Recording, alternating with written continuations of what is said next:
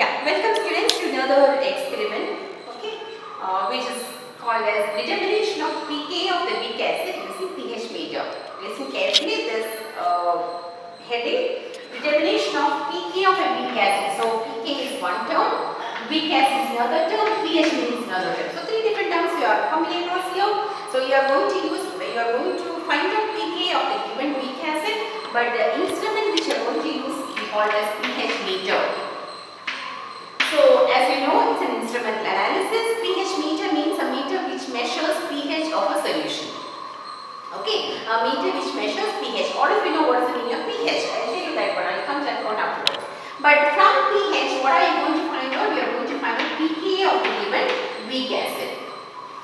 This much don't forget. Okay, so this is the two important terms. One is pH. You are going to measure pH, but you are going to find out pK of the given weak acid. Okay. Now coming to the pH meter first. As I told, it's a meter which measures pH. But to measure pH, what is required, as you know very well, you require some electrode, and today we are going to use an electrode or a cell which is a combination of both the glass electrode and calomel electrode. So two electrodes we are going to use here today. One is glass electrode, the other one is calomel electrode.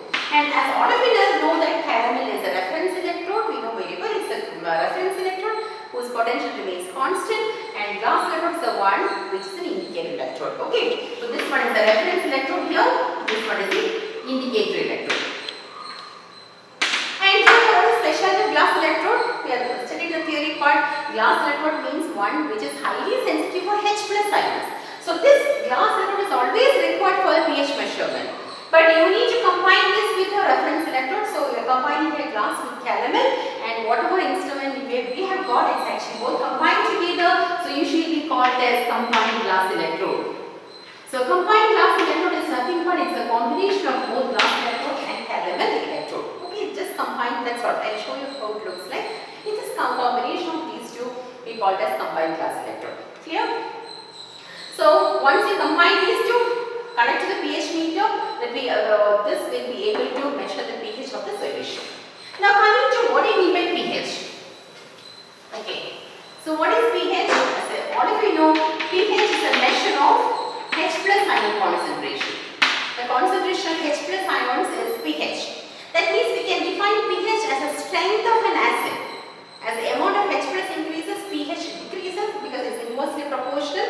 So this will give an idea about the strength of an acid. If I say pH is 1, what does that mean? The acid is very strong. If the pH is 3 or 4, what does that mean? That means the acid strength is low. Okay.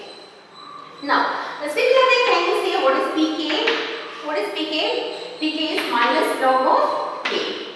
Okay, similar way I have written here as minus log of K. So here K, one term is coming K. What is K here? K is nothing but we call it as dissociation. This is called as a dissociation constant. Okay, this is called as dissociation constant. Now what do you mean by dissociation constant? Because here we are taking for pK for weak acid. So I am going to use weak acid, that is acetic acid is commonly everybody knows about acetic acid. This is a weak acid. So this is a weak acid because we know it undergoes a partial dissociation. It becomes CH3CO- and H+. Right? So this is how it undergoes dissociation, but undergoes a partial dissociation, and the extent of dissociation we can call it as K. K is the concentration of products upon concentration of reactants, we can say. So indirectly we can say pK, what do you mean by how to define pK? It's actually the measure of the strength of a weak acid. Okay, so pH will tell you the strength of any acid, but pK will give you the exact strength of a weak acid. Clear for you? That's the meaning of pK. Now, here as I told you, we are going to measure pH, and finally our aim is to find out pK. So how do you do it? There should be a relation between these two, and that is given by a very famous scientist called as Henderson Hasselbalch. This is called Henderson-Hasselbalch equation. Okay, which is given by the equation pH is equal to pK plus log of concentration of salt upon concentration of acid. This is our Henderson-Hasselbalch equation. Okay, pH is equal to pK plus log of salt upon acid.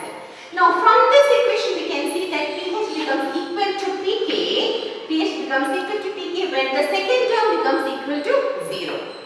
When the second term will become equal to 0 when it becomes log of 1, right? And we get log of 1 when concentration of salt is equal to concentration of acid.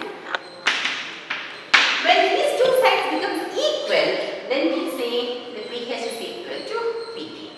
So I will come back to this point again once after showing the experiment, because up to here you just understand properly, then I will come back to the same point. Clear? So this is a relationship between pH and pK, and we have seen that pH becomes equal to pK when the concentration of salt is becomes equal to concentration of acid. Yeah, now we will just look at the experiment how to do, and then we will come back for this explanation part. Okay, now we will see instrumentation of the pH meter. As you can see, it's called as digital pH meter. It measures pH. As you know very well, first it measures the potential. From the potential gets converted to pH. Okay, so we have got again 3 knobs. Don't touch any of these knobs. Okay, just make sure that this particular knob is in pH. Both potential and pH knob is there, but make sure this is potential knob, this is pH knob. Just make sure it is in the pH knob. Okay, that's all about the instrument. Now coming to the electrode, I will show the electrode to you.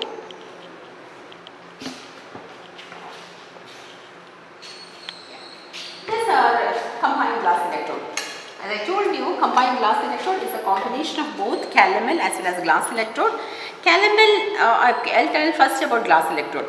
See, what you see here, this glass bulb, this is the glass membrane, the glass electrode. So glass electrode, as we know, there are 3 main parts. One is the glass membrane, then inside there is 0.1 molar HCl, and inside there is silver bar silver chloride wire. Okay, that is there in the inside tube. You can see there is wire comes at the bottom. Now what you see outside here, it's like a ballpoint pen. Outside there is one tube, inside another tube. So the outside tube, what you see here is a calomel electrode. Calomel, as we know, there are 3 parts. One is mercury, mercurous chloride, and KCl. So this wire which is getting ended up over here, this has got mercury, mercurous chloride, and there is a solution inside. We can see this is nothing but KCl. Okay, so inside what you see in the tube is glass electrode, and outside what you see is calomel.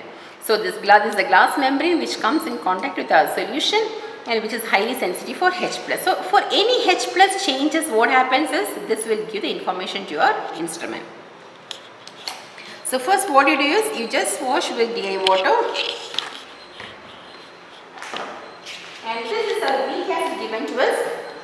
Okay, just dip this combined glass electrode in our weak acid, and I have taken here sodium hydroxide, standard sodium hydroxide in the urine. Okay, fill it up to 0 and keep it. The standard sodium hydroxide, and I filled it and kept it here. Okay, now you can see when I dip this electrode, you can see there is some point, right? There is some, this is a pH of your given weak acid. It's given us 2.39. That shows it's not as strong as it's a weak acid. Okay, now we will see the reactions. Now I am going to add 0.5. So note down the first value. Then you need to add 0.5 cc of sodium hydroxide, and after each 0.5 cc of addition, just mix very well and note down the rate. That's all. It's a very simple experiment. Okay, so I am going to add from 0 to 0.5. So you can see the reading. What has happened to the reading? Reading has slightly increased. Okay, it has come to 2.93. When it becomes constant, you just take the reading. Go for another 0.5 cc addition. Mix very well. See, it has come to 3.15. Okay, so you need to keep on adding. There will be a slow increase in the pH as because some reactions happening. You know, it is an acid-base titration. So what kind of reaction you know, I will show you once again. Okay, so when this neutralization takes place, the number of H+ is decreasing, and the pH is also, when H+ decreases, pH increases. So you need to add slowly 0.5 cc. After each addition, you need to keep on mixing very well and note down the reading. So I just go a little fast. You need to know when there is a sharp rise in the pH. You can see a large deflection. Initially you can see a small increase. You have seen it has gone to 3.8. So there is a small increase already happening. Another 0.5 added. Maybe another 0.5. Okay, it has come to 4.1.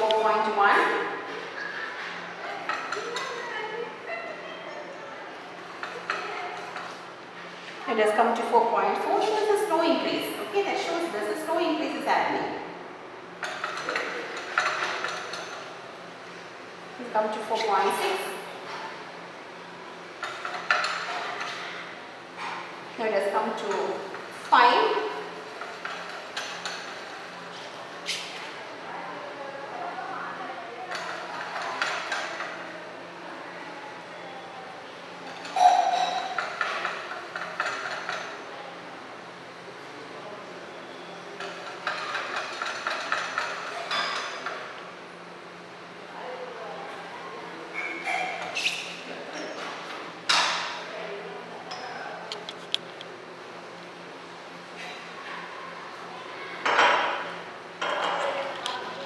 Okay. Yeah. Now you can see when I add it here, this 0.5, you can see there's a sharp rise. Because before it was like 6 point something, now it has come to 11. So this particular point, there is a sharp rise in pH, right? Once you get the sharp rise in pH, now take only 2 more trials. Just add only 2 more. Now see just 11.0, it has come to 11.2, that's it. Now again another 0.5 cc addition, it has come to 11.5. So that's how the doing part is very simple. What I have done is I have taken only the weak acid, standard NaOH is given to you. You need to add 0.5 cc, and one particular point that you can see a sharp jump in the pH. Once you get a jump in pH, take 2 more trials and you can stop the reading. But one thing you note down here is this electrode is highly sensitive for H+, I told you. So once it becomes 13 pH, that means it has become highly alkaline. In that case, don't leave this electrode in this solution, just remove it and keep it in the water and go, because otherwise it will poison that electrode. Okay, that's only one thing we need to note down after the experiment. Okay, that's about the experiment. Now I will give the explanation about this changes happening. Okay, now coming to the explanation, just now we are seeing what is happening. So when I was adding 0.5, 1, 1.5, then we went to 0.5, we are seeing that pH has increased.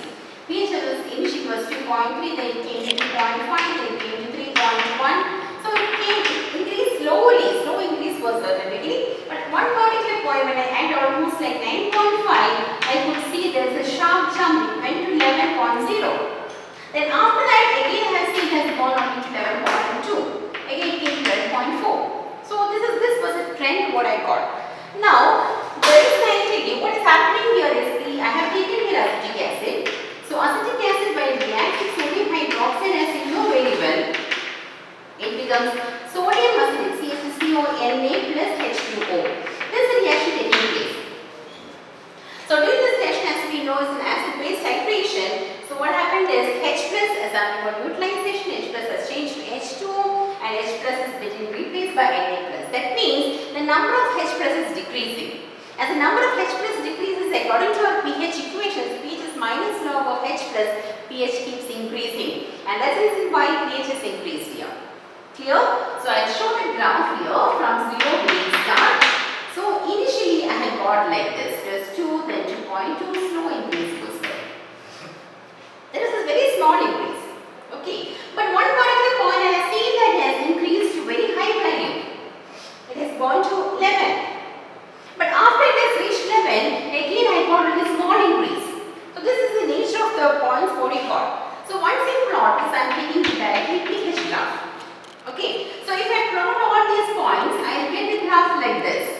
This is the nature of the graph what I am getting. So initially a small increase, then a sharp increase, and again a small increase. So how do you explain these different changes? The initial increase, we can say this initial increase, small increase, is due to the neutralization of the weak acid, right? Number of H plus is coming down. So at which point we get the sharp rise? This increase will happen as long as acetic acid is present. Once acetic acid gets completely over, once the end point comes, at least when acetic acid gets completely neutralized, you call it as equivalence point. At that equivalence point, you can see a sharp jump. This is because, the reason for this jump is because, see, once the complete acetic acid is becoming 0. Right? But in excess. Okay, so sodium hydroxide, we know it's a strong base. Sodium hydroxide is a strong base. So what happens to pH? So this pH is very high. It will try to attain the pH of sodium hydroxide. That's where the jump you could see at one particular point when complete acetic acid gets over and the presence of sodium hydroxide makes it to go to very high pH value. Clear? Now, after what happens if we add excess of sodium hydroxide, the amount of sodium hydroxide is increasing, the concentration of NaOH is increasing, so there will be a small increase in pH. Clear for you? That's about the first graph.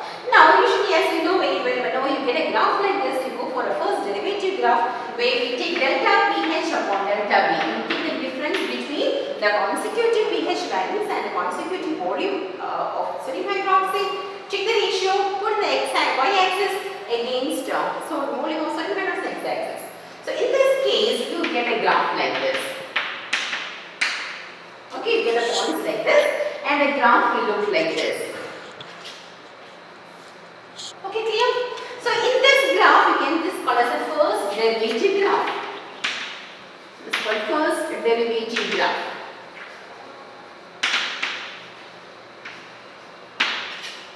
So in this experiment, you require both the graph, first derivative graph as well as the original graph is required.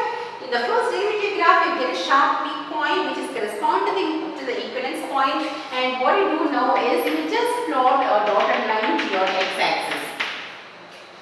Okay, it will touch the x-axis. This point we can call it as a V equivalence. So you will get the exact V equivalence from the first derivative graph. Is that clear for you this much? So you get V equivalence from the first derivative graph. Okay. Now I just want to tell you one more thing. See, we have stopped at this point. pH is equal to pK plus log of concentration of salt upon concentration of acid. And I told you when the concentration of salt is equal to concentration of acid, pH becomes equal to pK, I told. So at which point we have the concentration of salt becomes equal to concentration of acid? Is it an equivalence point? So what do we mean by V equivalence? At V equivalence, I told you the concentration of acid is equal to 0. But are we looking for this point? No. We are looking for a point where concentration of acid is equal to concentration of salt. Okay. So this point, usually we say this point is a point at which the 50% of acid undergoes neutralization. That means 50% of acid becomes salt and the remaining 50% will remain as acid, and that we call it as V by 2 equivalence or half equivalence point. So I want to make it clear once again these 2 points. V equivalence is a point where the 100% acid undergoes neutralization, and half equivalence point is a point at which 50% of acid undergoes neutralization. Clear? Now, which point we are looking for here? We are looking for the half equivalence point. Right, we are looking for the half equivalence point. So, the reason is, according to Henderson equation, we are saying that at half equivalence point, pH becomes equal to at half equivalence point. This is our conclusion. pH is equal to pK. Okay, this is our conclusion. So, at half equivalence point, pH is equal to pK. This is our conclusion from Henderson equation. But tell me, how do you find out this V half equivalence? Because now we are getting V equivalence from the second graph. Okay, so from the V equivalence, we need to find out V half. Suppose this is equal to, show here. So suppose this is equal to 8. Okay, so what you can do is you can plot here. See, you will get this at around, this is V equivalence, you can take it as 8. So what about V half equivalence? V half equivalence is at 4. So you will plot it as at 4. If this is 4, this point you can mark it as V half equivalence. Now you put a dotted line to your graph, and from there if you take it to this y-axis, this y-axis wherever it is touching, this is a pH corresponding to the V half equivalence, right? So this point we can call it as pK. So here from the graph you get pK value. Clear this much, all of you? So what I am getting is, according to the Henderson equation, pH is equal to pK at half equivalence point, and from the readings what we are getting is, this first graph, that is pH graph. From the pH graph, you need to go for the first derivative graph, wherein we are plotting delta pH upon delta V. Here in this graph, you get V equivalence point. Once you get the V equivalence point, come back to the first graph, mark both V equivalence and V half equivalence, and wherever V half equivalence you are marking, plot it, extrapolate to this y-axis, and you get here the pH which is corresponding to half equivalence point, which you can call it as pKa. So from the graph you get pKa answer. Okay. So here both the graph is very important. Both the graph carries marks. There is no much marks for the calculation part, because these two graph is very important. Marks divided for these two graphs, because you get a final answer from the graph. Clear? Okay, that's about the pK of weak acid. Now tell me, can you find out pK for a strong acid? Why it's only for weak acid? Strong acid, as I told you, because complete dissociation, so Ka becomes equal to 1. So we can say pK is equal to minus of log Ka have given, it becomes log 1, which is equal to 0. So usually we don't go for the pK measurement for a strong acid, we go only for that of weak acid. Only for weak acid you get some value for Ka, and we can find out the value for pK for a weak acid. Okay, that's about this experiment.